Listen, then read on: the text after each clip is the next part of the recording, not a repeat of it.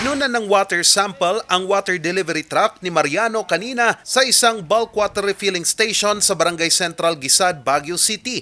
Ang kanyang tubig kasi nagpositibo sa coliform level noong nakarang linggo. Anya, ngayon lang ito nangyari sa loob ng 15 taon niyang pagde-deliver ng tubig. Nagulat ako. Pero marami naman kung dinideliver na bahay, hindi naman sila nagreklamo. Dahil ang tubig malinis naman. Kasi hindi ako kumukuha ng ibang refilling. Dito lang. Dito ka lang? Dito lang. Nagmula akong nagumpisa dito.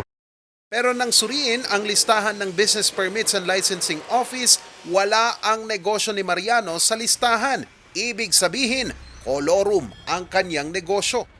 Kolorum yan at na-issuean ng notice. Wala siyang permit, kaya na-issuean ng notice ngayon. Kasalukuyan na nilalakad ko.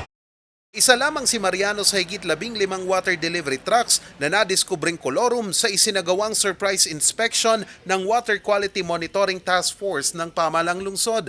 Ang ibang water delivery naman nakitaan ng paglabag gaya ng ilang trabahador na nakatsinelas.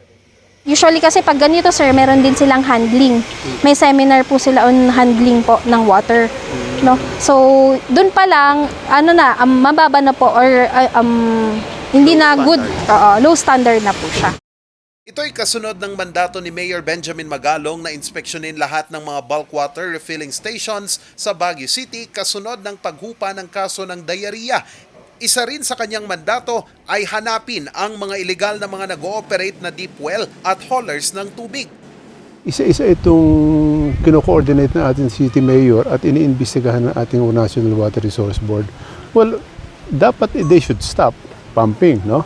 Kasi hindi na mo-monitor, hindi na re-regulate kung yung quality test, yung pinapump out nila from our groundwater, is it a groundwater table or aquifer ba yung kanilang pinapump ng tubig?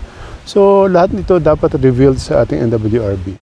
Kanilang pakay, alamin kung marumi ang pinaglalagyang containers ng mga water delivery services, lalo na't dito kumukuha ng supply ng tubig ang higit 10% ng populasyon ng lungsod. Kanina, isa-isang kumuha ng samples ang task force ng tubig mula sa mga water delivery trucks.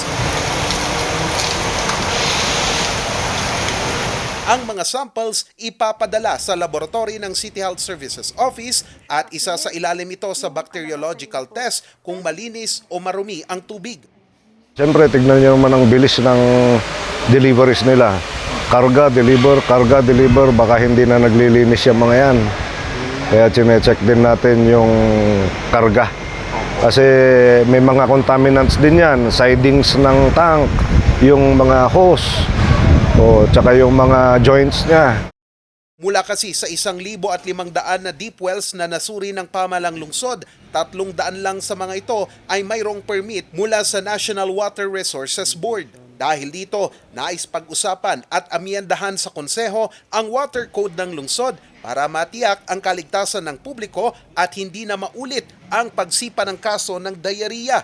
Hanggang ngayon, hindi pa matukoy ng pamahalang lungsod ang pinagmulan ng kontaminasyon ng E. coli, sapo at norovirus pagkatapos magpositibo ang ilang establishmento at mga water delivery services na nagdulot ng outbreak ng diarrhea sa lungsod. Charles Nicolimon para sa Luzon Headlines.